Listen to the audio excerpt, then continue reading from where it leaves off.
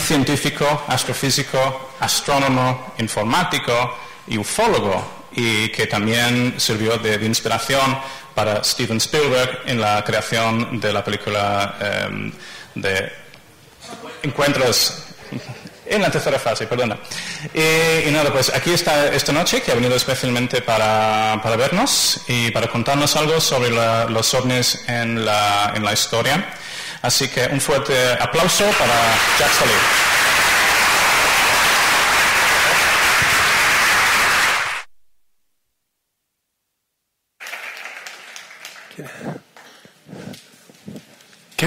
Can you help me with this? ¿Me puedes ayudar con esto?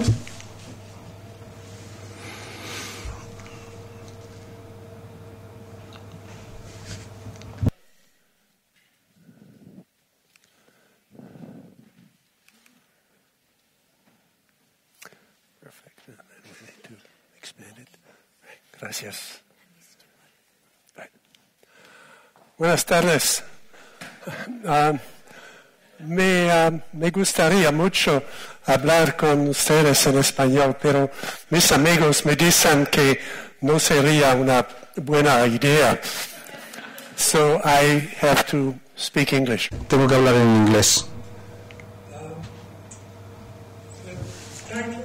El título es Prodigios en el cielo, de esta presentación. Es el título de un libro que Chris Obeck y yo publicamos hace unos pocos años y que continuamos trabajando en todo este material. Así que entenderéis por qué esto es más bien una investigación que está en proceso, porque continuamente vamos encontrando una y otra vez material que es fantástico y lo incorporamos. El trabajo está basado en la investigación que hemos realizado Chris y yo con una red de investigadores por internet. Esta investigación es muy especial porque está en la intersección de la investigación histórica y la tecnología moderna, y es siempre muy interesante cuando ves que hay dos líneas de investigación que confluyen, ¿no? que llegan a un punto de intersección. Decidimos concentrarnos en casos de la antigüedad hasta 1880. Como los previos ponentes han demostrado, las cosas cambiaron en 1880. Nigel ha hablado por qué se produjo este cambio. Antes de 1880 no había dirigibles. Había unos pocos globos de vuelo libre, pero no había dirigibles, desde luego no había aviones, ni siquiera prototipos, ni satélites, nada de este tipo. La primera investigación, el investigador académico que llevó la atención hacia la importancia de los avistamientos en la antigüedad, que habló de ello no como ciencia ficción o como imaginación, sino cosas que de lo que había dicho gente sobre objetos reales que habían visto en el cielo, era el doctor Carl Jung. Es interesante que los psiquiatras hayan sido las primeras personas que hayan llamado nuestra atención sobre la importancia de este tema, en vez de que haya sido un físico o un astrónomo, por ejemplo.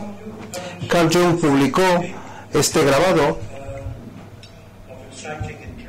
de un avistamiento en Alemania, bastante antiguo, y su comentario fue: en la extensión en que los cuerpos redondos y luminosos que aparecen en el cielo se consideren como visiones, su interpretación como imágenes arquetípicas se convierte en algo indispensable.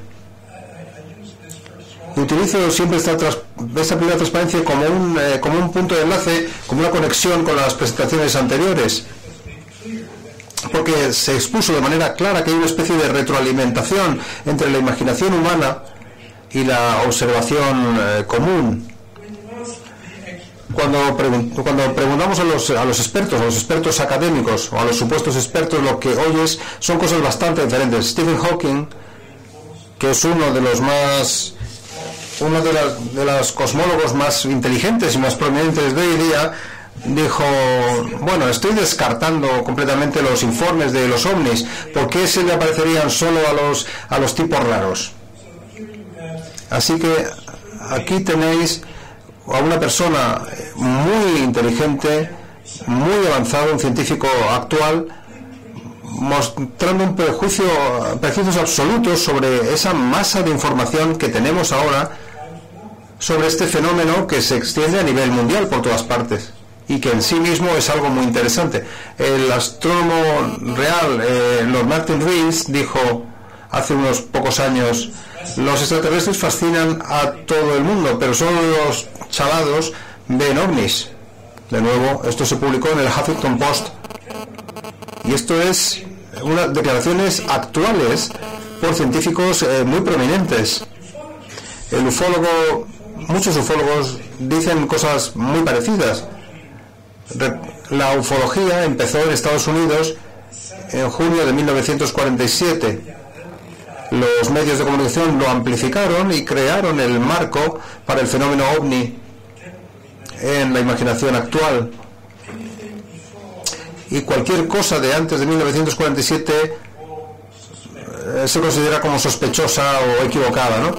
Matt Hopkins, que es un ufólogo importante de los actuales, dijo que los avistamientos antiguos son una extraña confluencia de estudios del caso de ovnis, una especulación así muy despreocupada y folclore de autenticidad que es obviamente incierta. Sí, muchos ufólogos y muchos científicos dicen este tipo de cosas. Así que vamos a mirar los datos verdaderos que tenemos. Por supuesto, se puede retroceder a la Biblia, a las tradiciones muy tempranas, y encontraremos una colección muy rica de cosas que se relacionan, que tienen que ver con narrativas que hoy día se interpretarían como casos de ovni. Los ejemplos obvios por ejemplo, es Ezequiel. Ezequiel está en la orilla del río Sheba y ve algo que viene desde el cielo, que tiene ruedas. Hay criaturas que están asociadas con esto que viene.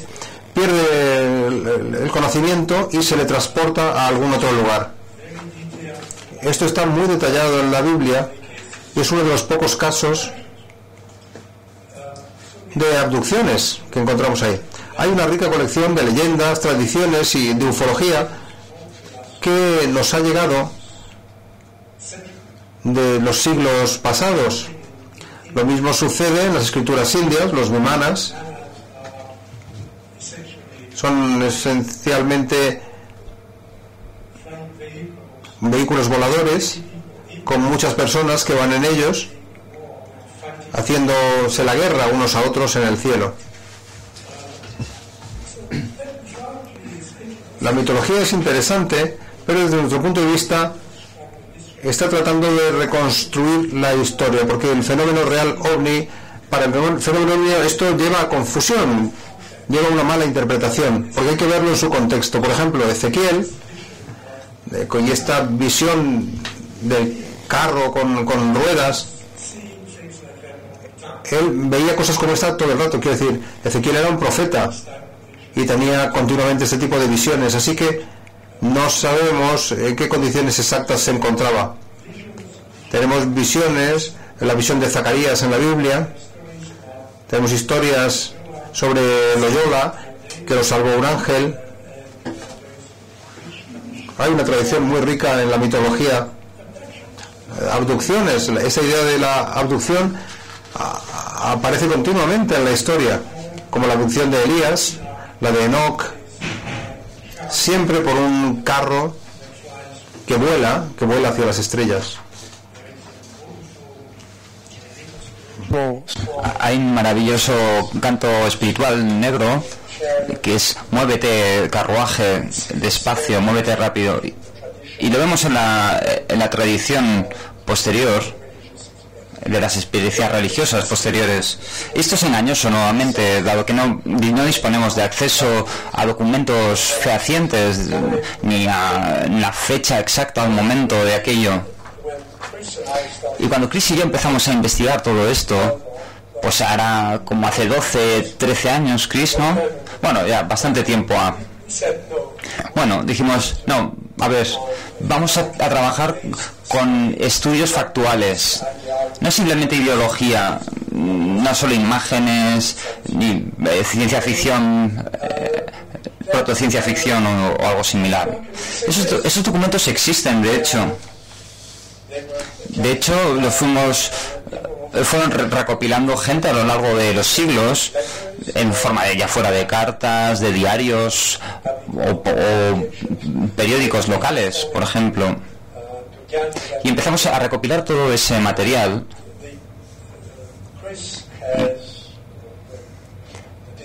Chris tiene la distinción de haber utilizado Internet para recopilar esa información que ahora cada vez está más online y a la vez de juntar a un grupo de eruditos de todo el mundo para que contribuyan con su propia información y hagan una crítica de la información de forma objetiva. Quiero mostraros algunos ejemplos de algunos de los documentos que existen en nuestra disposición en todas las lenguas y países. Y la interpretación, los historiadores han estudiado estos documentos, simplemente no han atraído la atención de los científicos hasta que empezamos con nuestro trabajo. La interpretación erudita tiene mucho que aportar al investigar lo que son las raíces de los fenómenos, del fenómeno este en sí mismo. Hemos llegado a una parte ya de investigación de eruditos y ya lo que es la web moderna, online, internet. Cuando los españoles me hablaron de Magonia, nos dijeron, si te pudieras tomar un día libre estaría fenomenal, si fueras a cada pueblo de Francia, Alemania, Inglaterra, y recopilando toda la información. La gente tiene diarios, viejos libros, documentos a su disposición también, y pues, hojas y grabados y cosas similares. Vean las pequeñas iglesias que hay por toda Europa. No, pues no hay manera de hacer eso te llevaría toda una vida a hacer tal cosa. Por suerte, gran parte de ese material se está empezando a digitalizar ahora mismo y a subir a Internet. Y hay herramientas muy sofisticadas que nos permiten realizar esas búsquedas. Lo único que no hacen es, como ya dije, es vincular a distintos eruditos como historiadores, bibliotecarios que puedan estudiar ese material, traducirlo a otros idiomas o dialectos y proporcionamos esa información. Aquí tenemos un ejemplo de un diario, un manuscrito de Simon Perkins desde 1796 y habla de su vida y otras cosas. Y hay un pasaje que describe un avistamiento de 15 naves en el aire y un ocupante en Nueva Escocia el 12 de octubre de 1796. A eso me refiero con tener datos exactos. Tenemos aquí una fecha concreta, sabemos el nombre del testigo también, y también sabemos dónde sucedió. De un número muy sorprendente de casos antes de 1880 también tenemos toda esa disposición. No estamos hablando de un folclore vago, de cuentos de hadas, sino que lo que estamos hablando aquí son personas concretas que describían cosas en un lugar, en un momento concreto. Las 4 conclusiones que intentamos desarrollar es que los testigos no son chalados, no son unos vaqueros borrachos. Hay muchos vaqueros borrachos, pero no suelen ser personas serias. Hace falta mucho valor para dar un paso adelante y hacer una declaración de haber visto algo en el cielo que sea contrario a la religión o a lo que dice la familia, o es lo que espera de ti la familia, o que sea contrario a tu cultura. Hace falta mucho valor llevar a cabo eso. Y también hace falta cierta erudición, cierta cultura, cierta alfabetización. Era gente que podía escribir.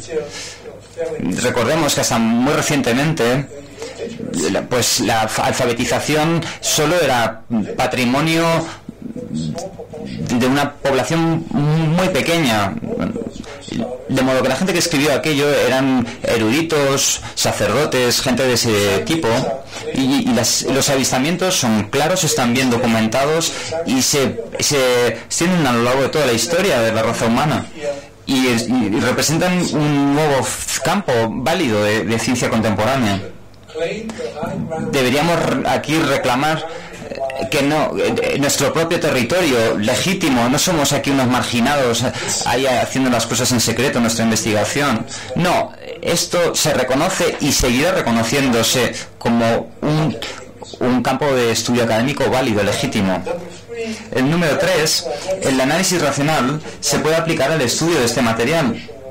Esto no son ideas vagas ni nada por el estilo. Se puede analizar racionalmente y con las herramientas de la ciencia que ya tenemos.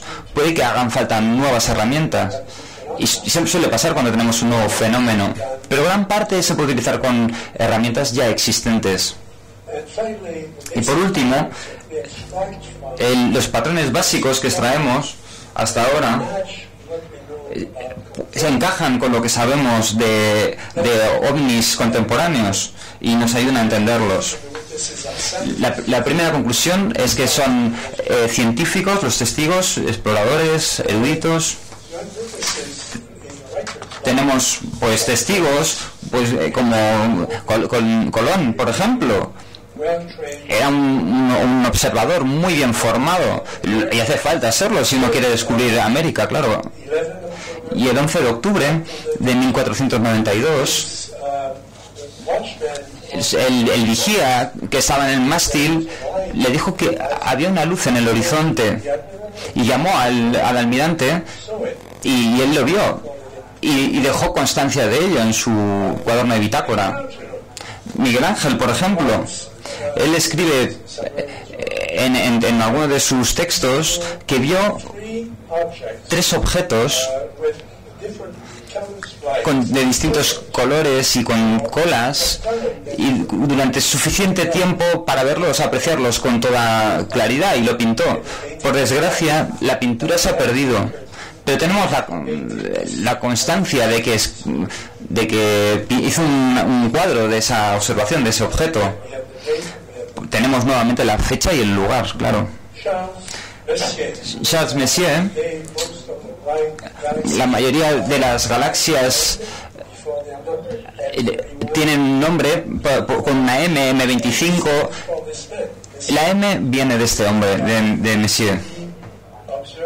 Él observó objetos con forma de campana que se movían en direcciones paralelas. Lo dejó constancia de ello y lo publicó. Esto es 17 de junio de 1777.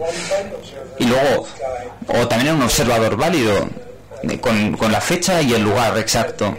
Joseph-Louis Lagrange también era un gran científico francés y describió haber observado un planetoide extraño, desconocido, en 1761.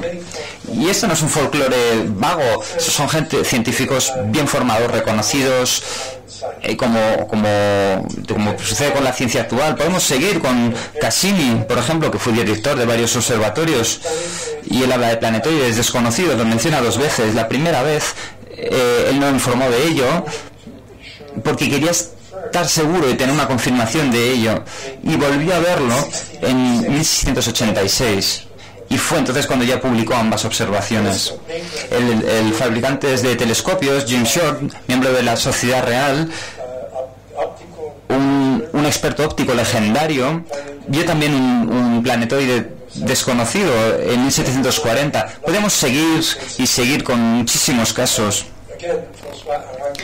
Por otro lado, François Arago, el director del Observatorio de París, también no lo vio en primera persona, pero tenía una mente abierta acerca de este tipo de observaciones y reunió pues todos los informes, ¿no?, inexplicados. Le Verret que fue el director del Observatorio de París. Bueno, ya podéis ver el patrón. Esta es la gente seria. Lo extraordinario de todo esto, al recorrer esta investigación, es al llegar a la ilustración, vemos que estos hombres, que eran racionales, científicos, vemos cómo encontrándose con estos informes, con una mente completamente abierta, recopilando los informes, publicándolos sin saber lo que era el objeto. Simplemente nos estaban enseñando ciencia pura y dura. Y lo asombroso es que al ver lo que aquí en lo que se ha convertido la ciencia, cómo se ha burocratizado, cómo los científicos tienen miedo de cualquier cosa que esté un poco fuera de su especialidad.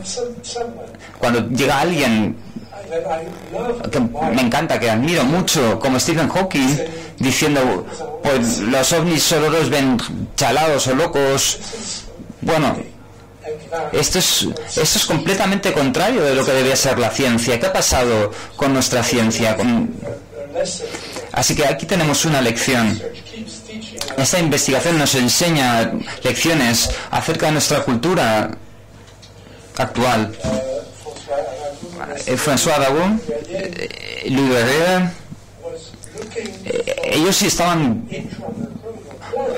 buscando un planeta entre Mercurio, y entonces anotó cualquier cosa extraña vista entre la órbita de Mercurio y el Sol, y tenía unas observaciones excelentes. Se reunió con otros astrónomos y seleccionó esas observaciones. Esto también está documentado. Flammarion, él hizo un estudio, llevó a cabo un estudio que él llama braditos, que es un término como estrellas fugaces, es como estrellas fugaces de larga duración. Por definición, una estrella fugaz se ve 10-15 segundos como mucho. Vemos la estela, ¿no? Lo que perdura un poco quizá. Pero es un fenómeno muy fugaz por definición. Sin embargo, hay informes que parecen como pequeños objetos, como meteoros, pero que duran como 15, 20, 30 minutos en el cielo. Eso no es una estrella fugaz. Así que él recopiló esas observaciones. Y aquí a la derecha tenemos un informe de la sociedad real, los informes. Esto no es un folclore vago. Esto se editó y publicó por la sociedad real con respecto a observaciones muy detalladas acerca de este tipo de asuntos. La segunda conclusión a la que llegamos es que los avistamientos son claros y bien documentados, hemos visto ya el patrón anteriormente, y cubren toda la historia de la raza humana. Representan un nuevo campo de la ciencia. El caso más antiguo que tenemos de nuestra cronología es del Oriente Medio, en el siglo XV a.C., 1460. Aquí tenemos un documento de alguien que se tomó la molestia de labrar una piedra y grabarla en la propia piedra. No se puede decir que es un rumor así vago. Esto es una piedra que está en un museo en Boston, una losa en Estados Unidos, y nos cuenta la historia de los guardias que iban a terminar con su guardia, y en la segunda hora, o sea, tenemos la hora y la fecha y tenemos los testigos, pues vieron una estrella hacia el sur de ellos. No había sucedido nunca nada semejante. Ese resplandor se dirigía hacia ellos y nadie era capaz de soportar ese brillo cuando llegó la estrella, y mató a varios miembros del ejército del faraón, por lo cual se dejó constancia de ello, claro está. La precisión de las descripciones bueno, estas personas no sabían lo que estaban viendo. Los meteoros tampoco se entendían muy bien en aquella época. hasta mediados o principios del siglo XIX. Los cometas tampoco.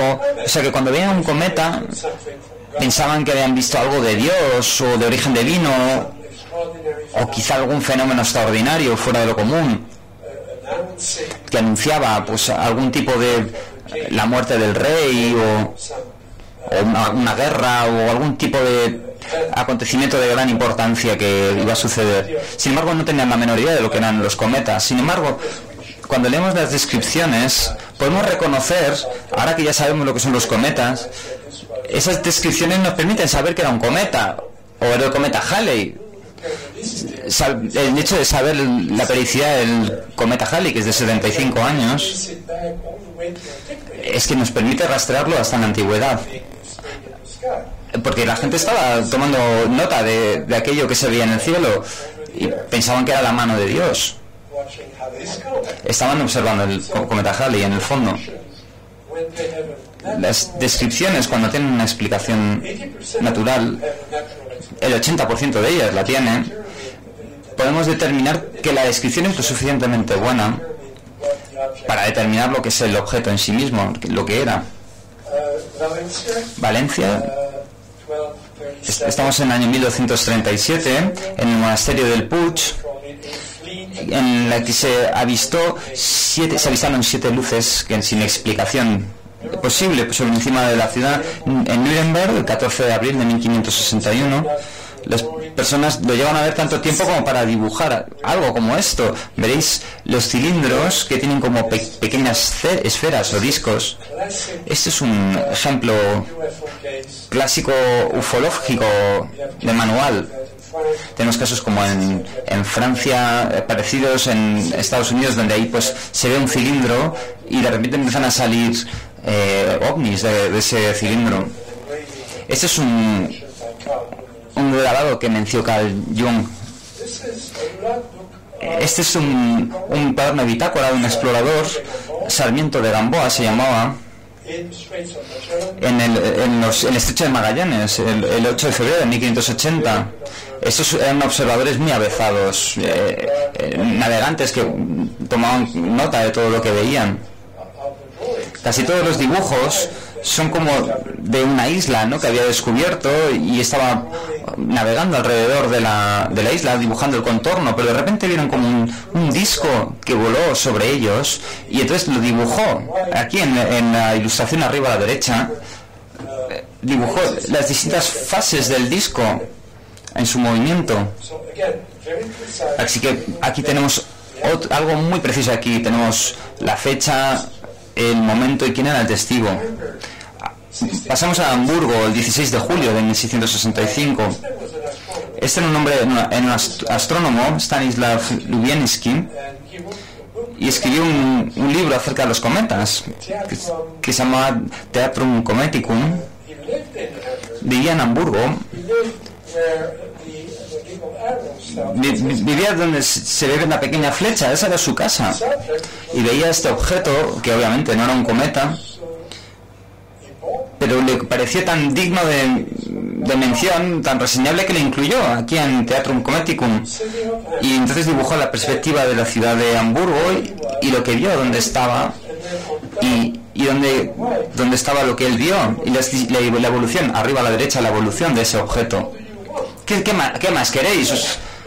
Mira, aquí tenéis un astrónomo que está escribiendo un libro acerca de cometas en latín y describe una observación que dice dónde estaba, qué es lo que vio exactamente y la fecha.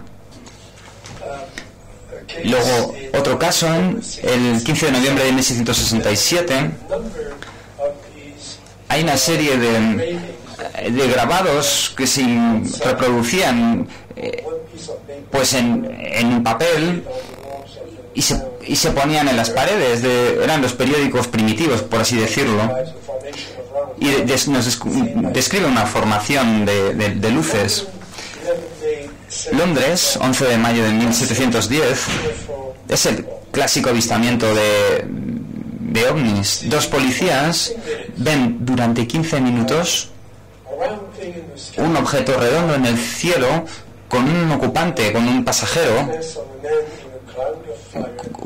la semejanza de un hombre en una nube de fuego. Y este grabado se elaboró basado en su testimonio. Este caso se trata del testimonio de unos policías que han encontrado un objeto. Esto pertenece a un libro. Me gusta comprar libros antiguos de astronomía. Pues probablemente costó como $15. Era un libro publicado a mediados del siglo XIX. Se llamaba Coultier-Gravier. Era un astrónomo amateur que estaba interesado en el tiempo, qué es lo que podía ver en el cielo que le permitiera predecir lo que iba a suceder el día siguiente en términos meteorológicos. Era un insomne, naturalmente, porque se pasaba toda la noche observando. No sé cuándo dormía, pero bueno, sus observaciones son extremadamente detalladas, y él habla pues de estrellas fugaces, y cómo el viento distorsionaba la cola de la estrella fugaz. Eso le permitía predecir el tiempo, ¿no? Estableciendo esas conjeturas.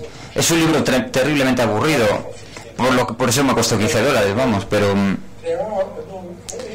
entre todas sus observaciones hay varias de ellas que nos muestran objetos que manifiestamente no son estrellas fugaces. Los describe extremadamente bien, dice en qué punto estaban del cielo y describe su trayectoria. Es un objeto que de repente da marcha atrás, da una vuelta de 180 grados, un giro, y vuelve en su camino, o de repente toma una trayectoria elíptica, circular. Creo que es bastante interesante, la verdad.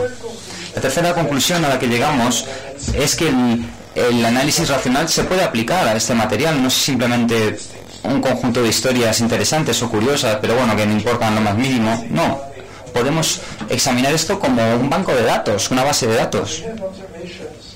Tenemos observaciones, por ejemplo, en Italia en tiempos de Cristo, y que nos muestran pues que por supuesto tenemos muchos datos. Estos son los que están sin explicar.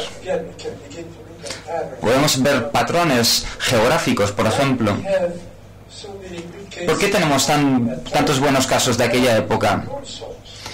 Pues esta es una época en que Roma estaba dirigida por 3 cónsules, y que ellos promulgaron una ley de que cada año todo el mundo tenía que informarles de cualquier cosa extraña que se hubiera visto en el cielo. Esto es lo que, como si Barack Obama llamara a las fuerzas aéreas y dijera, venga, quiero un informe detallado. Bueno, eso no va a suceder, ¿vale? Podéis estar seguros de que no va a pasar, pero pues los cónsules estaban bastante interesados en cosas que pueden tener un sentido astrológico y que quizá anunciaron acontecimientos de importancia.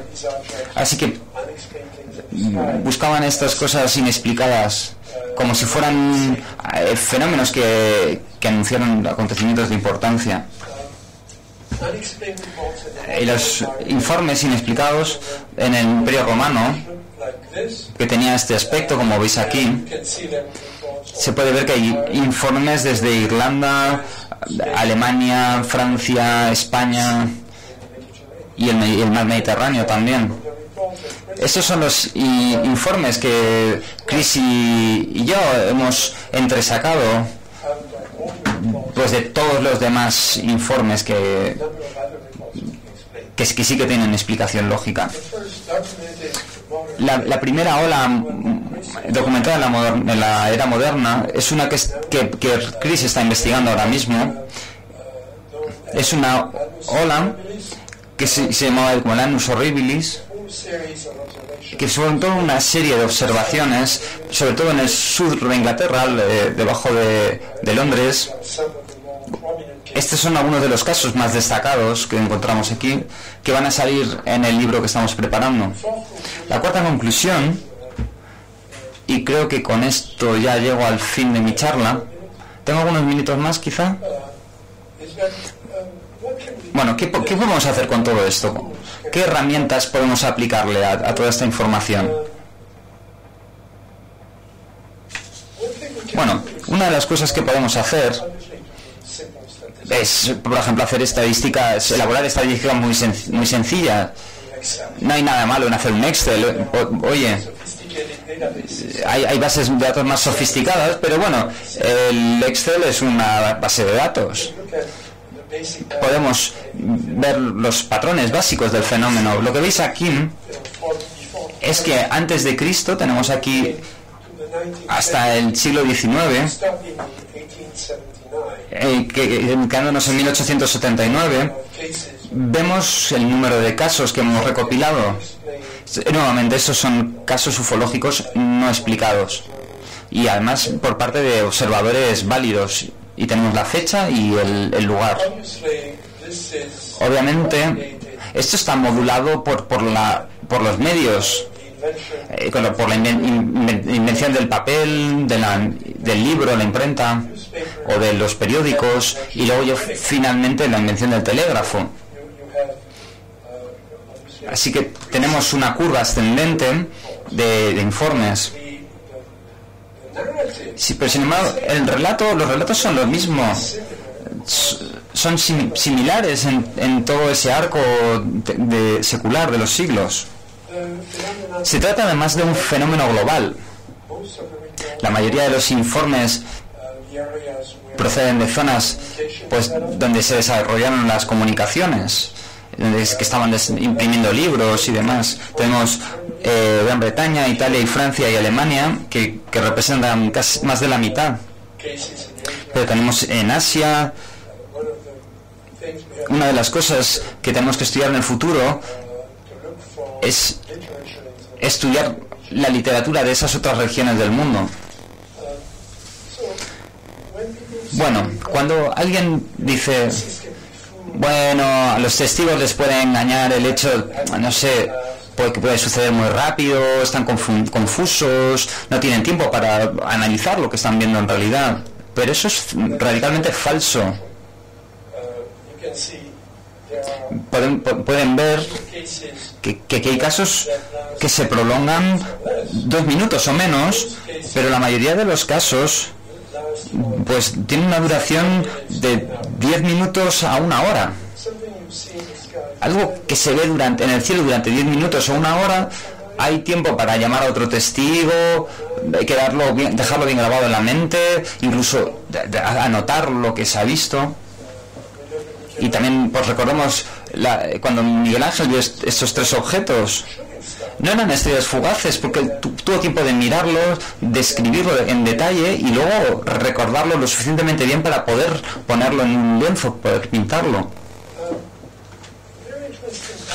Un patrón muy interesante y que es estable a lo largo de toda la ufología es este patrón que vemos aquí, que descubrí en primer lugar en los años 60 del siglo XX, en país tras país tras país, un país tras otro.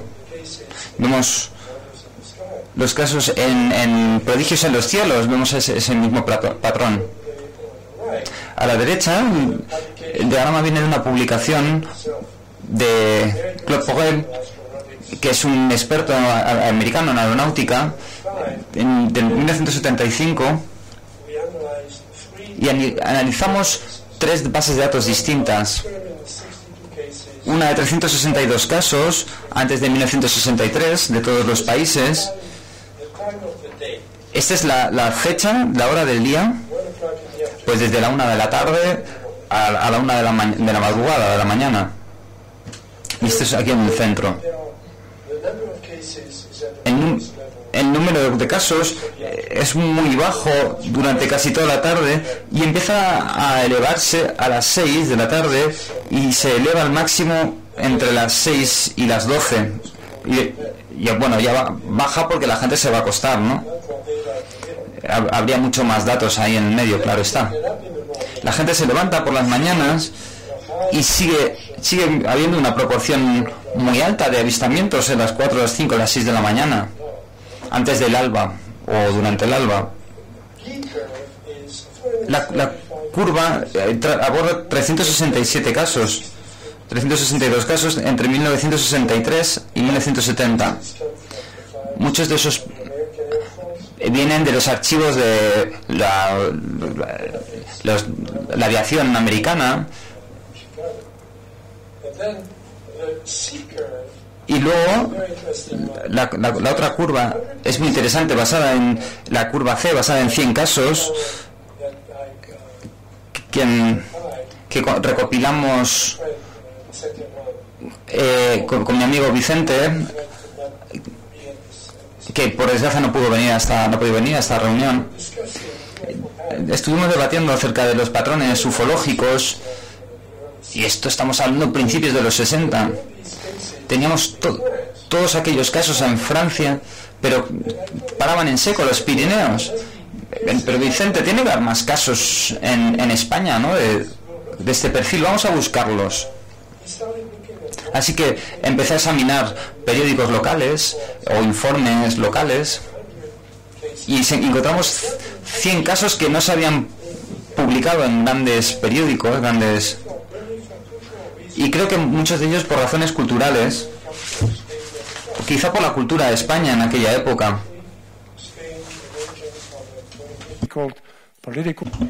Quizá España estaba emergiendo en un periodo político muy diferente en aquella época. O sea que ese tipo de casos no eran una prioridad en España. Pero los casos existían. Encontramos cerca de 100 de ellos, hicimos una estadística y la estadística nos daba un patrón muy parecido a este. Fue muy interesante porque este era un territorio virgen, eran casos que no habían quedado, no se habían sido contaminados en absoluto por los medios de comunicación americanos o ninguna cosa similar. ¿Qué quiere decir todo esto? Pues lo que quiere decir es que hay un objeto, porque si esto fuera simplemente la imaginación humana o la ciencia ficción o producto de lo que se ha descrito antes por Nigel en la presentación o la anterior a la suya, sucederían a las 2 de la tarde o a las 10 de la mañana, en cualquier momento.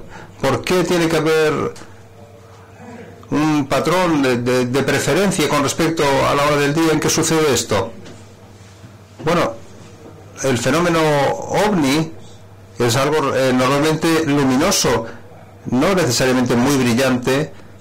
Obviamente se va a ver y se va a notar mucho más cuando se pone el sol o antes de que amanezca. O sea que esto es lo que dice básicamente esta curva. Pero para que esta curva exista, tiene que haber un objeto real detrás, ¿de acuerdo? No es un producto de la imaginación humana. La imaginación humana funciona continuamente, a toda hora. No habría razón para que se siguiera este patrón. Finalmente, hicimos esta distribución a lo largo del año. Hay 4 puntos al mes que se representan aquí a lo largo de todo el año, para ver si había alguna correlación entre fenómenos naturales como meteoros. Hay 3 lluvias de meteoros fundamentales a lo largo de un año, y si uno mira todos los informes sobre ovnis que la gente informa de ellos, pues puedes ver una correlación con esas lluvias de meteoros. Obviamente hicimos un esfuerzo para filtrar todo lo que tenía que ver con meteoros, y lo que queda no tiene correlación ninguna con las lluvias de meteoros. Así que, ¿qué tendríamos que hacer ahora? Bueno, creo que tenemos ahora que mirar hacia el futuro. Creo que lo que hemos hecho es algo muy claro. Hemos configurado un marco que si salimos a tomar una cerveza, Chris y yo, después de un par de cervezas nos preguntáis ¿qué teoría tenéis?, pues os vais a ver muy decepcionados, porque todavía seguimos investigando, no tenemos todavía una explicación. Hemos escuchado todo tipo de explicaciones. Obviamente la teoría extraterrestre sería factible, hay vida en el espacio, tenemos que tener cuidado con esto. Obviamente algunas de estas civilizaciones debemos esperar que sean capaces de viajar, podrían llegar aquí, este sería el resultado, pero no podemos demostrarlo sobre la base de datos que disponemos actualmente. Quizás podemos probarlo más adelante, pero posiblemente obtendríais respuestas muy diferentes de Chris o de mí o de alguno de los otros ponentes. Pero tenemos una metodología para descubrir, criticar y analizar patrones de avistamientos antiguos, de fenómenos no explicados. La metodología se puede aplicar de una manera más amplia ahora. Necesita expandirse a China, a Rusia, a la India, a Japón, donde sabemos que hay registros. China mantiene registros astronómicos de 3.000 años antes de que nadie más lo hiciera en Occidente. Tenemos que encontrar esos registros. Necesitamos contar con más eruditos, más especialistas. Esto es una investigación científica, una investigación de gente documentada, que debe unirse a nosotros con este esfuerzo. Lo que hacemos por ahora es navegar y registrar por Internet y introducir esos datos en la red de Magonia. Necesitamos científicos, astrónomos, científicos en astronomía, en física, en óptica, que la atmósfera es algo difícil de analizar. Hay fenómenos atmosféricos complejos y nosotros no somos expertos en ese área. Hemos demostrado que la mejor investigación se ha hecho con voluntarios, pero que están muy documentados, que son muy expertos en la utilización de la web, ¿no? de Internet. Ahora, no busquéis un patrocinador. En 12 años que llevamos haciendo esto, nadie ha recibido el menor pago. No os molestéis en buscar un patrocinador, porque las universidades no van a patrocinar este tipo de cosas, todavía al menos. Puede ser que lo hagan en el futuro, pero ahora no. Creo que todavía es un área prohibida. Los patrocinadores financiarían algo así, probablemente para que probáramos su teoría particular, y en eso no queremos gastar nuestro tiempo. Nosotros continuamos investigando con una mente muy abierta. Muchas gracias.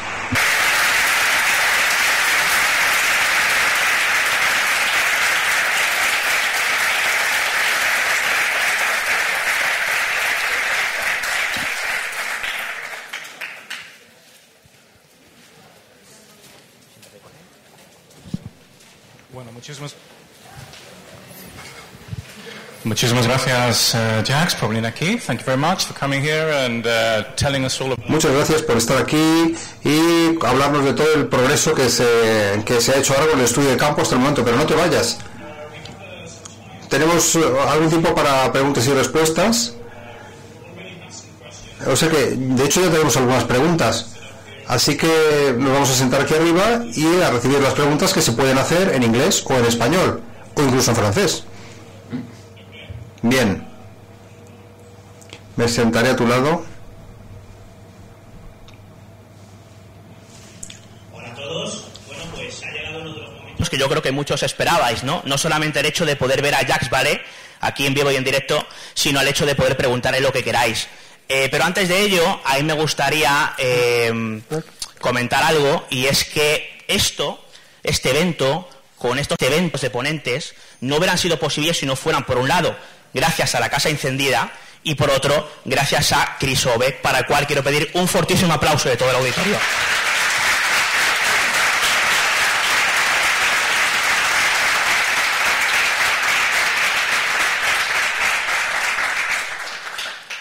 Y antes de dar paso a las preguntas, ahora os explicaré el sistema, me gustaría haceros una pregunta a vosotros, y no os cortéis, que estamos en confianza. De hecho, es algo que seguramente tanto Chris como Jax quieran saber. ¿Quién de los que estáis aquí ha visto o ha creído alguna vez ver un ovni? Que levante la mano. ¿Tímidos? Bueno, ¿alguna que otra? Bien, para un estudio de Magonia no valéis vosotros, ¿eh? Bueno, os explico el sistema. Vamos a continuación a daros paso para que preguntéis lo que queréis convenir tanto a Chris Obeck como a Jax Vallée. La oportunidad, desde luego, no es algo habitual y, bueno, tenemos confianza en que la vais a aprovechar. Y vamos a intercalarla vuestras preguntas con otras que hace unos días, pues pedíamos, más concretamente en, digamos que un foro digital de dimensión límite, pedíamos a aquellos que estuvieran por allí, a algunos oyentes, que aprovecharan la oportunidad, ya que muchos de ellos, por situaciones principalmente geográficas, no podían estar aquí con todos nosotros, tuvieran la oportunidad también, junto a los que estáis en este auditorio, de preguntar lo que creían pertinente a Jacques Vallée, ¿no? De forma que vamos primero a dar paso ahí en de público, si es que alguien, se anima de entrada. Espero que la cosa esté mejor de partida que lo de los ovnis. A ver, ¿alguien quiere preguntar a Jacques? Vale, ya tenemos una pregunta por ahí. Nuestra compañera Jacqueline se encargará de pasaros el micrófono. Hola. Hola, a ver, subimos el micrófono, por favor, de sala. Hola, de momento no. Hay interferencias del sistema de control que impiden que se pueda escuchar tu pregunta. Eso es porque eres un reptiliano o algo parecido. Es broma, luego me pegas. A ver, probamos ahora. He can probably just say it and we'll understand. Probamos ahora. A lo mejor lo oímos ahora. Aquí, ¿eh? Sí, venga. Sí, claro. Vale, pero hay que intentar solucionar el sistema de megafonía, porque a lo mejor tú tienes una buena voz, pero el que venga después quizá no la tenga. A ver, ¿ahora? Ahora perfecto, gracias. Mi pregunta es para el señor Vallée. Uno de los elementos que a mí más me llaman la atención, no soy un experto, por lo tanto, por eso pregunto a ti, es qué conclusiones se puede sacar del hecho de que distintas personas muy diferentes durante periodos de tiempo muy diferentes hayan visto exactamente el mismo fenómeno, y me estoy refiriendo sobre todo a fenómenos muy exclusivos, como el que se comentaba antes de los cilindros, del que salían algunos elementos y tal. ¿Qué conclusiones ha estudiado usted al respecto de que distintas personas muy diferentes hayan visto exactamente lo mismo y sea algo muy elaborado que no hayan podido compartir entre ellos? Muchas gracias. Le están transmitiendo tu pregunta en inglés a Jacques Vallée para que pueda responderla. Así que todos atentos, aquellos que no sepáis inglés, a los cascos. Canal 1.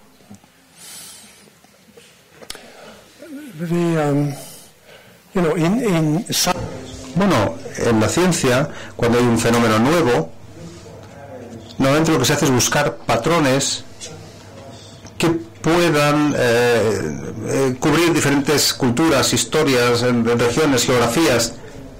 Lo interesante sobre el fenómeno OVNI, que es lo que me motivó a hacer esta investigación, es exactamente lo que estás diciendo. Es un fenómeno que tiene unas características constantes a lo largo del tiempo y del espacio. Hay muy pocas cosas que tengan ese comportamiento constante, incluso con la tecnología. Por ejemplo, el teléfono. La gente en Corea no utiliza el teléfono como lo utilizamos en Reinos Unidos en Estados Unidos, o como lo utilizan los franceses. Incluso una tecnología universal como es esta, la adaptación cultural que tiene es diferente en cada sitio. Pero con los ovnis, la gente que no sabe nada sobre casos que se hayan podido producir en otros países están describiendo exactamente lo mismo.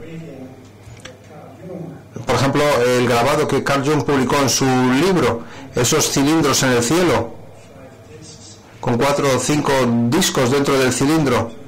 Hay observaciones muy parecidas en la campiña francesa, en los años 60. Observaciones en Latinoamérica muy parecidas. Eso nos dice que hay un fenómeno constante, que quizás la gente lo interpreta de forma diferente, de acuerdo a las diferentes culturas. Y cómo reaccionan de manera diferente. Pero el fenómeno que subyace es el mismo. Incluso la reacción psíquica es la misma. Uno de los casos que Vicente Juan Olmos reportó en España era un caso de los años 50 del siglo pasado, en que el testigo estaba en su coche y vio el objeto, no vio que irse al objeto, porque estaba de rodillas en el suelo del coche, rezando. Hay un caso muy célebre en los Estados Unidos, en Socorro, en abril de 1964.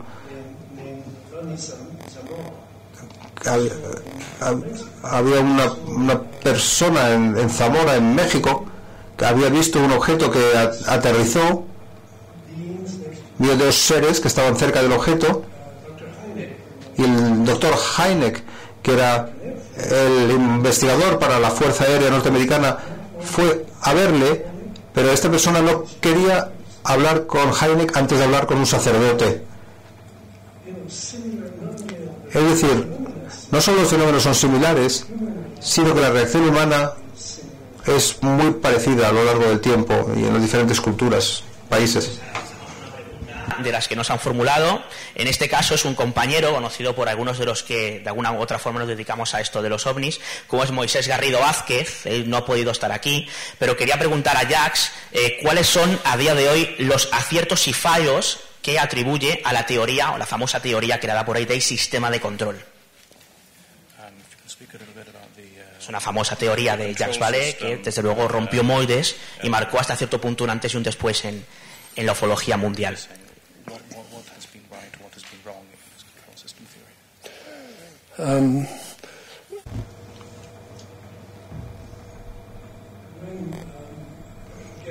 Bueno, de nuevo, cuando se te presenta un fenómeno nuevo, lo primero que intentamos hacer es buscar patrones que puedan relacionarse con patrones que ya conocemos, sea el ciclo de las estaciones, el ciclo de las temperaturas,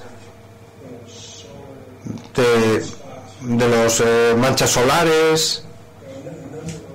Hay una serie de cosas bien sociológicas o astronómicas o ecológicas con las que puede relacionarse un cierto fenómeno. Se puede buscar por patrones de epidemias, por ejemplo, ¿no? Las propias epidemias tienen ciclos y esos ciclos están relacionados con ciertas cosas que suceden en el mundo. Las condiciones meteorológicas, los periodos de incubación o los patrones de viaje. Así que obviamente intentamos hacer lo mismo con los ovnis. Un patrón que hemos encontrado es que había un patrón como de ondas, porque los ovnis no son constantes a lo largo del tiempo, vienen como en oleadas muy específicas. Hubo una oleada en 1947 en Estados Unidos, otra en 1950, en el 52, 54 en Europa Occidental y posteriormente también. Cuando uno se fija en estos esquemas, no es algo periódico, es algo más bien semiperiódico, un patrón semiperiódico. Hemos considerado esto entre algunos científicos y también con psicólogos. Ellos miran a este patrón que tengo en mi ordenador y dicen, esto parece como un programa de refuerzo. Hay la teoría de Skinner en la psicología moderna de formación, que si quieres formar a alguien para que haga algo, no tienes que... Bueno, se estoy dando una respuesta muy técnica, vale, una respuesta muy sencilla, pero pido perdón, pero hay un motivo por el que pensamos esto del sistema de control. La razón es que se sabe en psicología que la mejor formación para la educación, el mejor sistema de educación, si se quiere entrenar, aunque sea un mono, por ejemplo, para que presione un botón, no hay que darle al mono algo de comer cada vez que da al botón adecuado. Deberíamos hacerlo de una manera semiperiódica y así reforzamos el comportamiento pero no cada tipo de comportamiento. O sea, debe haber un poco de aleatoriedad en todo esto. Y esto es exactamente lo que vemos. Algo que es casi periódico con los ovnis, pero hay algunas cosas aleatorias dentro de ese esquema de periodicidad. O sea que la idea es que este patrón es que tal vez a nosotros la humanidad se nos está educando, se nos está formando para reconocer ciertas cosas o para comunicarnos con alguien. La pregunta sigue abierta. Se podría argumentar que tenemos nuestros propios sistemas de control. La ecología, por ejemplo, es un sistema de control. La política lo es. Las universidades son sistemas de control. Y ahí creamos nuestros propios sistemas de control. Y algunos de ellos, las normas no están claras, no están escritas. Aprendes la norma simplemente por medio de la formación que recibes al entrar en el sistema. El establishment británico es un buen ejemplo. Si eres miembro del establishment británico, puedes reconocer a otras personas que también son miembros. De las gentes que no están en él no pueden darse cuenta de quién es un miembro de la élite, ¿no?, de ese establishment, y quién es un falso miembro del sistema. Entonces, el fenómeno ovni puede ser algo parecido a esto, que se ha creado por nuestra cultura, o quizá algo que nos viene del exterior y que nos está impactando a nuestra cultura con ese sistema de formación o de educación. Pero la pregunta sigue abierta. ¿Quién se anima? Tenemos a alguien por aquí en la primera fila. Hola. Sí, hola, me llamo Juan Carlos. Quería saber qué opina de eso tan popular de los Anunnaki y las tablas sumerias, que se ha hecho muy famoso y no sé si tiene algo de verdad o no. Y también quería preguntar que, por ejemplo, hay pinturas rupestres de la época del Neolítico, aquí en España. Yo he visto una donde aparecen varios hombres prehistóricos cazando, y muy por encima de ellas aparece una especie de platillo con círculos dentro, y los arqueólogos han puesto un cartel, una explicación diciendo que es una representación religiosa de una vagina ovulando y creando la naturaleza. Pero tú lo que ves es un platillo con ventanillas. Y yo creo que aparte de esa que he visto yo, estamos en área infantil, Lo que vamos a pedir, por favor, es una pregunta por persona, ¿vale? Porque tenemos muy poquito tiempo y hay que distribuirlo. Bueno, no soy un experto en idiomas antiguos, pero nosotros observamos algunos registros mesopotámicos, egipcios, y son muy, muy interesantes. No soy experto para poder leer esos idiomas antiguos, pero respeto a la investigación que se ha hecho respecto a ellos. Hemos hablado con expertos en esos idiomas y dicen, sí, se puede interpretar de esta manera, pero hay otras maneras de traducir esos mismos registros. Así que sigue siendo una pregunta abierta. Hemos dicho al principio que intentamos concentrarnos en casos donde tenemos testigos concretos con fechas concretas, porque entonces es cuando podemos buscar la correlación. Creo que hay muchos registros antiguos que todavía hay que revisarlos,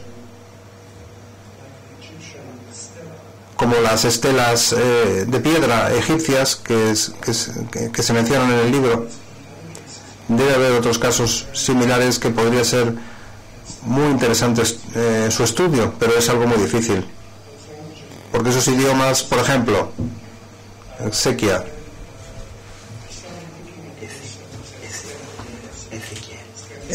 empecé a considerar el caso de Ezequiel en la Universidad de Stanford, que tiene un departamento de humanidades fantástico. Había allí un catedrático de lenguas antiguas.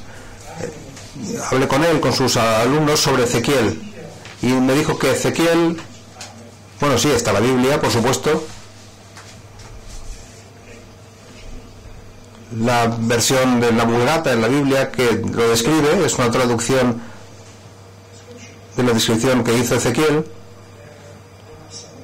pero hay algunas palabras de Ezequiel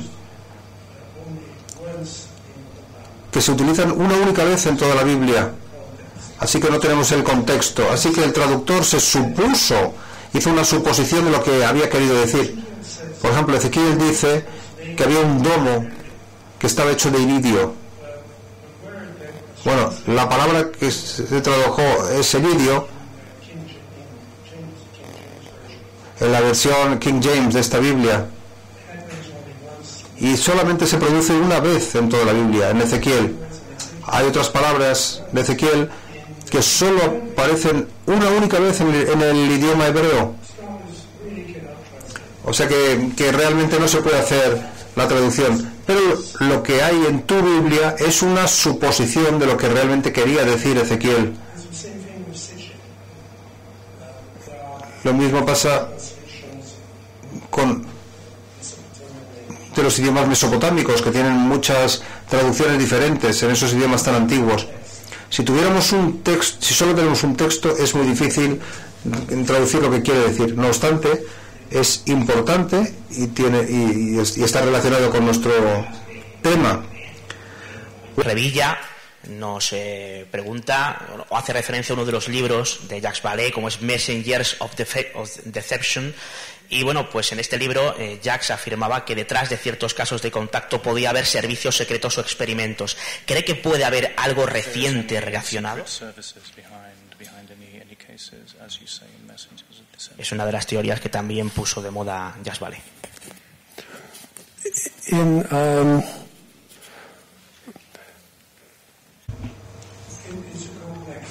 Bueno, es una pregunta compleja que se puede responder a diferentes niveles.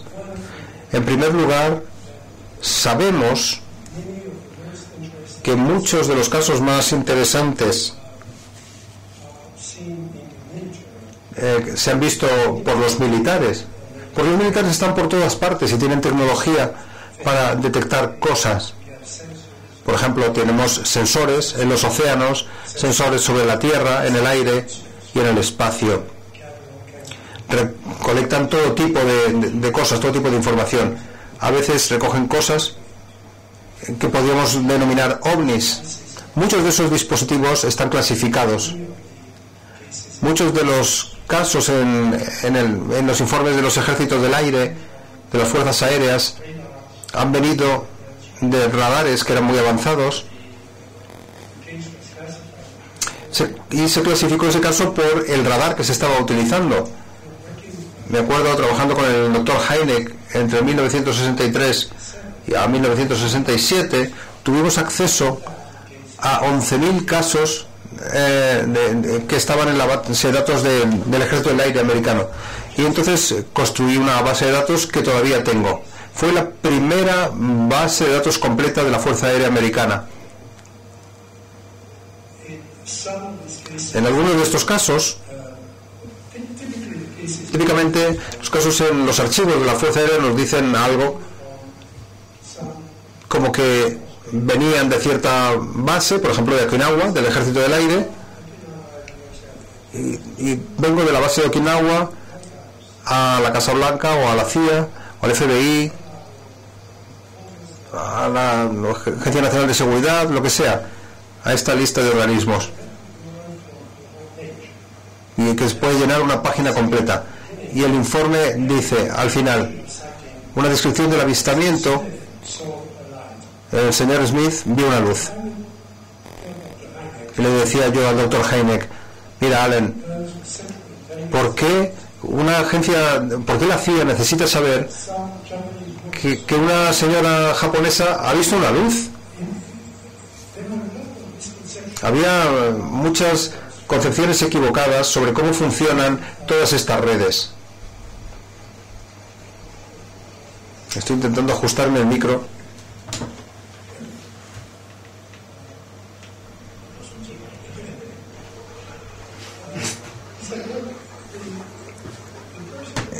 Y me dijo: mira, la persona que ha mandado esto,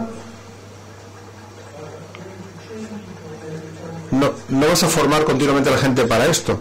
Hay un soldado, un individuo del Ejército del Aire, son las 2 de la mañana en Okinawa, tiene 19 años, un soldado americano, que está delante del telex, tiene un botón que lo aprieta y teclea lo que le han dicho que tiene que teclear, que es la señora tal y tal ha visto una luz, y luego aprieta el botón y ese botón decide a dónde va el telex.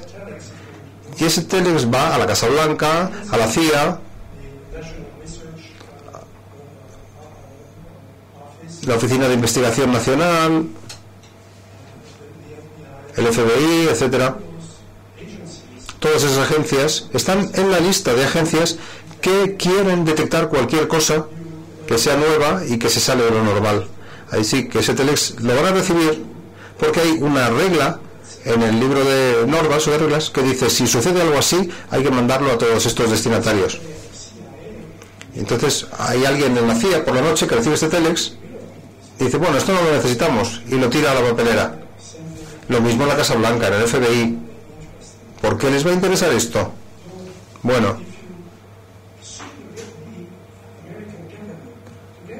si dices al gobierno americano que te dé todos estos informes, vas a tenerlos que vienen de una base muy concreta. La gente viene diciendo que la señora tal vio una luz. O sea que hay que entender el mecanismo de este enorme conjunto de burocracia clasificada. Hay otros casos donde alguien ha visto algo, o puede ser el caso de los archivos franceses, por ejemplo. Claude Perrault me habló de esto. Un ingeniero francés estaba mirando por un teodolito y vio algo en el cielo, lo miró a través de este teodolito. El problema es que estaba en Moscú, y esto era en los años 50. ¿Por qué un ingeniero francés estaría en medio de Moscú con un teodolito mirando este tipo de cosas y informando al gobierno francés? Detrás de todo esto hay una historia, hay alguna historia interesante, pero no lo voy a saber, no voy a saber el resto de la historia, y nunca podremos descubrir quién era ese individuo, por qué lo mandaron allí a Moscú con este teodolito. Así que hay casos también que son clasificados porque los observadores estaban en un buque que estaba a media milla de la costa de Corea del Norte, por ejemplo. ¿Y por qué tendría que haber un barco americano a media milla de la costa de Corea? Si ven un ovni lo van a informar, pero ese caso se va a clasificar por motivo del lugar desde el que se detectó, por causa del lugar donde estaba el buque. Y por supuesto hay interés en el ovni, pero hay casos como este en los archivos franceses. Sabemos que los militares franceses tienen casos clasificados, pero ya sabemos lo que sabemos lo que pasa, porque a menudo hay alguien en tierra que ha visto lo mismo que los militares. Así que tenemos el informe civil sobre algo que también está en los archivos militares. Así que tienes ahí una situación bastante compleja que se desarrolla. Hay casos también en el que hay organismos clasificados que han visto ovnis y, por ejemplo, que lo que quiere es esconder un prototipo de algo que están haciendo. Ha sucedido en Brasil, en Argentina, en Francia, en Rusia. Así que tienes que tener siempre cuidado con este tipo de cosas. Bueno, de público, ¿hay quien quiere preguntar algo? Sí, por ahí, en el centro de la sala, Jacqueline.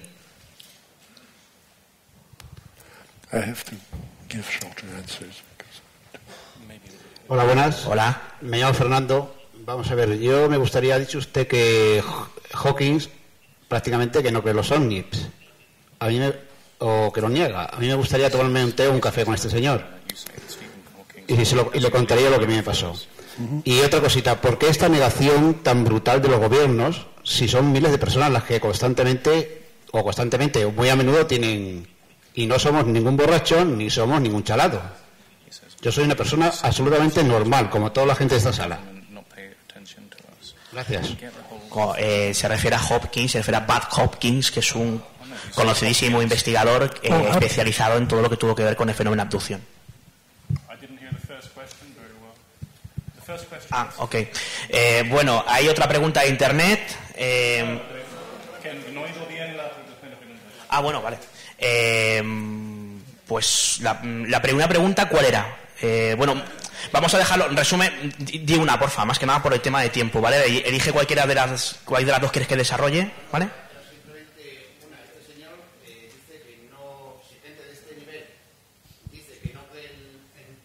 Gente de un nivel que no cree en los ovnis, no cree en los avistamientos, ¿qué significado tiene que, por ejemplo, que una persona normal diga que lo ha visto o lo ha fotografiado?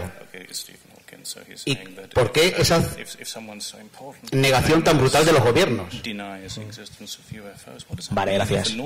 Había escuchado The Next Question, por eso.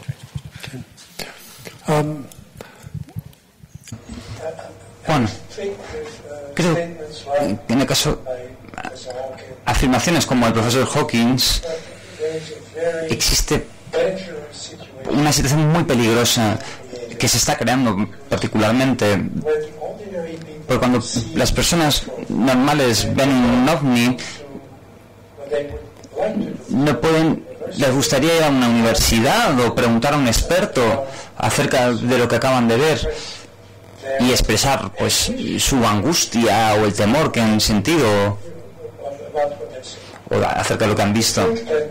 El efecto que tienen el rechazo de que han tenido los académicos en este asunto significa que se ha abierto una brecha que es cada vez más ancha entre lo que son los estudiosos y las universidades y los investigadores y luego por otro lado lo que es el público general.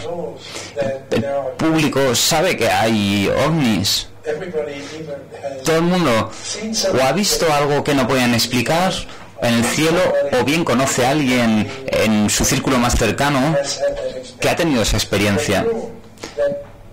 Saben que hay personas inteligentes que están viendo cosas que no tienen explicación, de modo que el peligro que plantea esto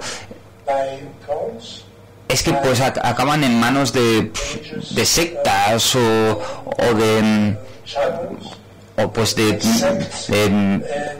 religiones extremas y pues con comportamientos muy anómalos y extremos como el suicidio, como 54 jóvenes en San Diego pues pensaron que iba a venir un ovni que se los iba a llevar a un nivel más elevado. Estas personas no eran idiotas. Sí, eran gente con trabajos, eran personas técnicos, secretarias, programadores, ingenieros, y sin embargo esa secta los captó. He intentado llamar la atención sobre ese peligro, de esa brecha que es extremadamente peligrosa. Bueno, pues alguien en internet pregunta, también conocido, imagino que por muchos de los que están por aquí, algo un poco más concreto, Manuel Carballal, que no podía estar aquí, quería saber si se demostró finalmente que los servicios secretos franceses estaban detrás del caso Frank Fontaine. Un caso que investigó, entre otros, el propio Jacques Vallée. Sí, no hay ninguna prueba de esa implicación. Este es un caso en el que yo he investigado de manera tremendamente detallada. Me reuní pues con 3 testigos y pues he hablado del caso con ellos y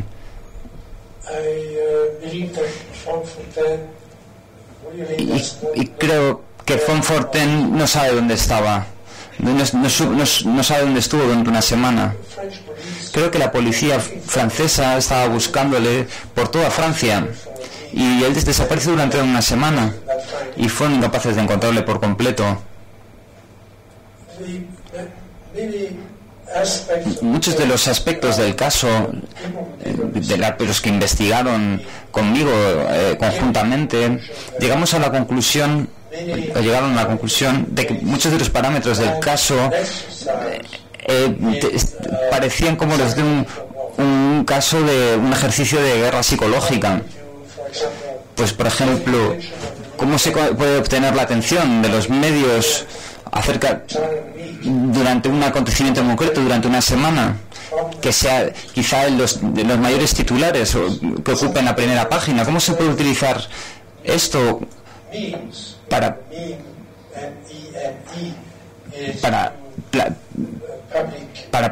introducir como un nuevo gene en el ADN que determine la forma de pensar de la gente al respecto, ya políticamente, socialmente, religiosamente?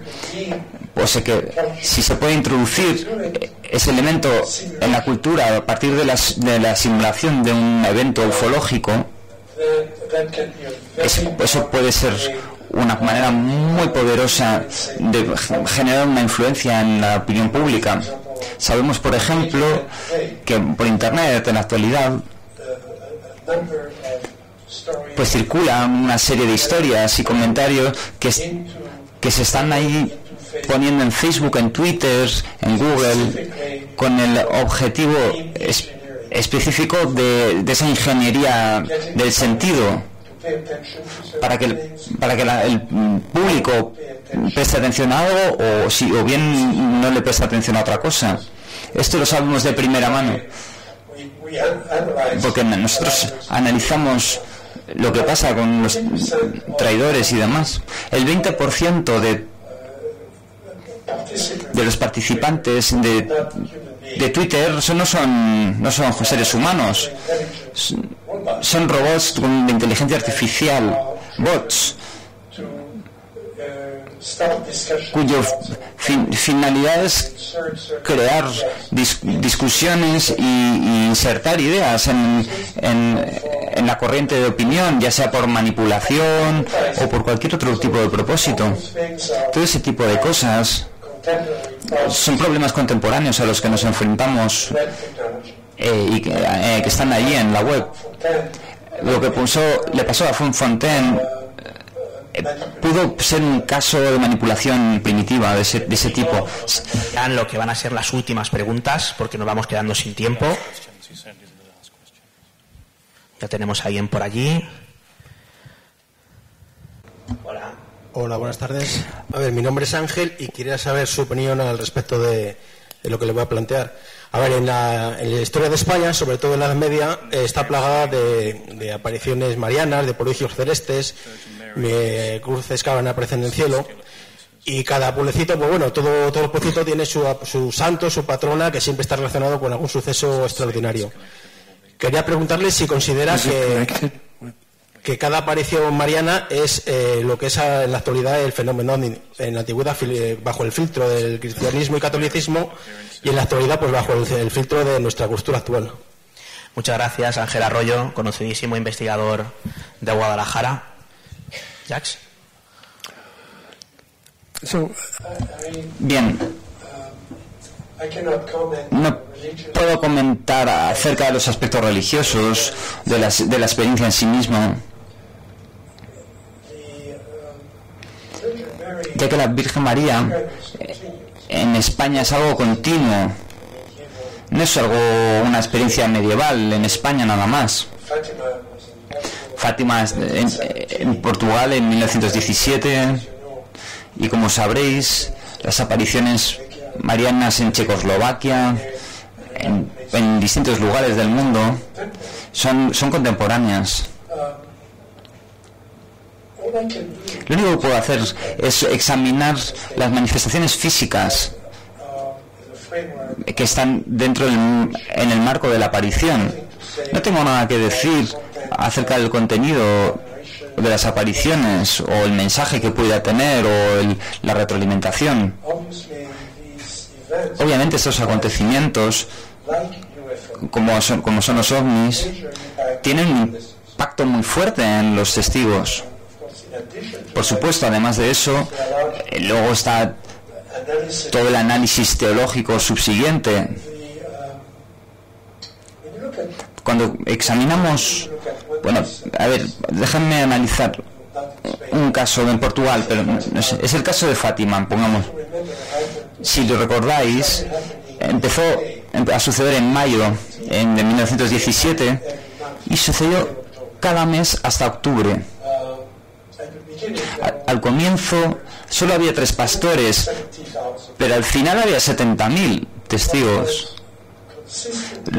Lo que se vio una y otra vez de forma coherente era un globo de luz que descendía del cielo. Y he estado en Fátima, he visto el paisaje allí. Es un sitio muy árido, con arbustos. Así que el objeto descendía allí y luego los pastores pensaron que habían visto una entidad dentro de esa luz. Ya fuera pues por el trasfondo cultural o bien por su propia interpretación personal del acontecimiento, pues ellos pensaron que la figura era la de la Virgen. La última manifestación, había una luz, pero también un fenómeno en el sol mismo, pues que quizás se pueda explicar por las condiciones meteorológicas del momento, de la lluvia o de que el cielo pues tenía un color muy intenso, muy vibrante. Cuando examinamos el fenómeno físico,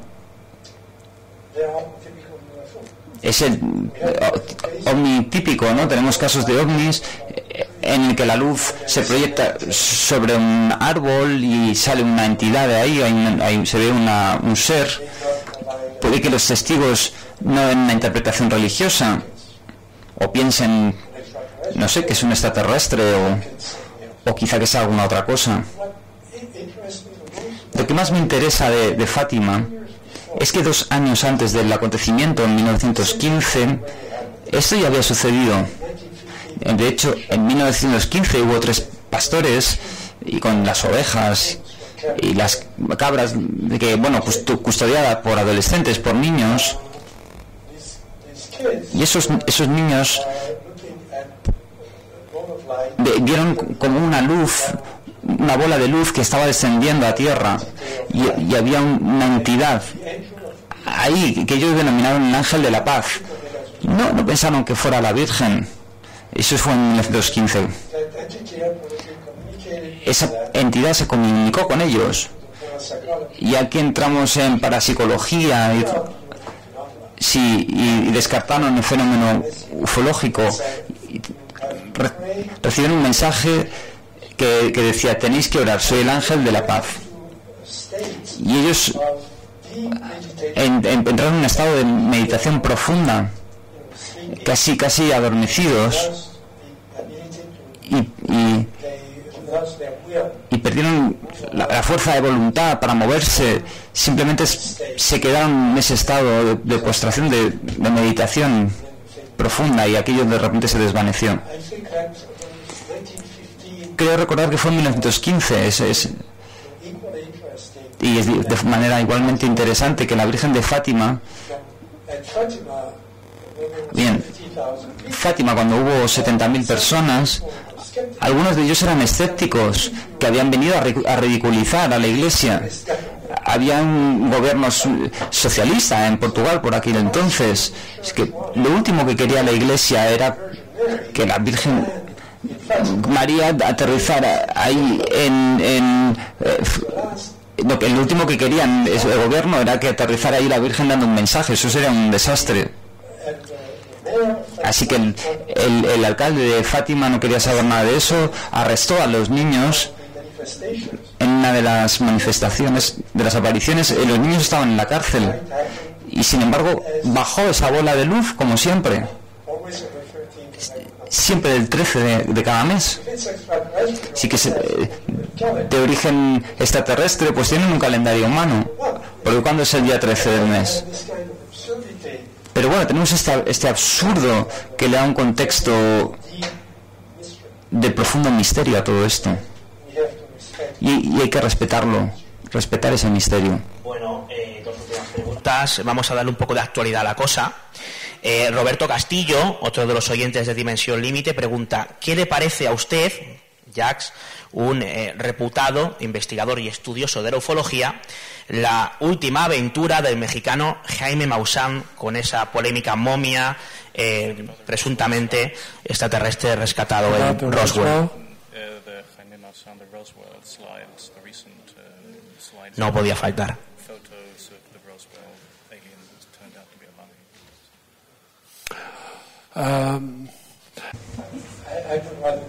Bueno, prefiero no responder a eso. Que ellos se encarguen, tomen esa responsabilidad, se asuman esa responsabilidad y bueno.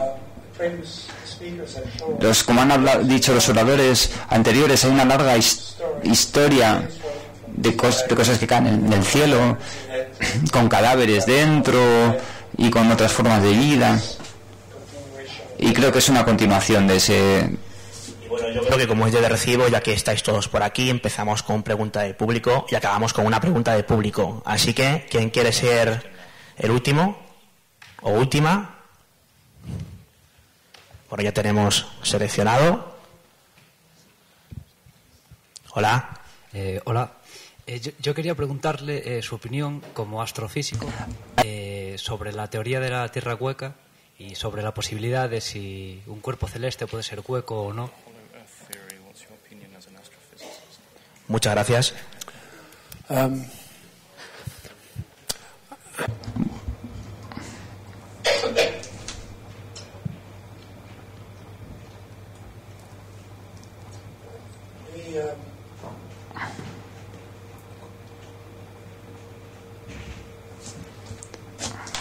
No sé, sí, a lo largo del tiempo ha habido distintas teorías, diversas teorías acerca de distintos cuerpos, e incluso un astrónomo soviético que decía que los satélites de Marte podrían estar vacíos o ser artificiales. No lo dijo muy seriamente, pero sí que lo barajó como una posibilidad. La Tierra no está hueca. Lo sabemos porque ya tenemos tecnología suficiente para poder hacer un mapa de las corrientes magnéticas de la Tierra por satélite. Lo vamos a hacer. Y una de las cosas que Saddam desconocía es que se pueden detectar con los satélites, se pueden detectar cavidades. Eso no lo sabía Saddam Hussein. Y pues bases militares. Sin embargo, no se puede detectar con un solo satélite, pero hay una especie de sistema geoestacionario, con dos satélites en una posición en concreto, que mantienen un patrón estable sobre la Tierra y que hacen un mapa de las corrientes magnéticas. Si haces eso, puedes detectar pequeñas cavidades en la Tierra. Esto es una de las cosas que Saddam Hussein no sabía, que era algo propio de la tecnología moderna. Si la Tierra fuera hueca, o tuviera una cavidad dentro de algún tamaño significativo, sabríamos de ello, por supuesto. No sabemos cuál es la estructura completa de la Tierra en términos lo que hay debajo del manto, la temperatura del núcleo, etcétera. Pero si lo supiéramos, podríamos predecir los terremotos en California. Lo que pasa, eso nos vendría muy bien, desde luego, pero no podemos. Es una historia bonita y unas novelas preciosas de viajes ahí a la Tierra. Pues se escribieron toda una serie de Lúcida, que es un país dentro de la Tierra y del planeta, Pelúcidar, y bueno, que entran a través de un agujero en el Polo Norte, etcétera. Tus generosas respuestas. Chris Owen, muchas gracias por la traducción. Un aplauso para ellos, por favor. Muchas gracias.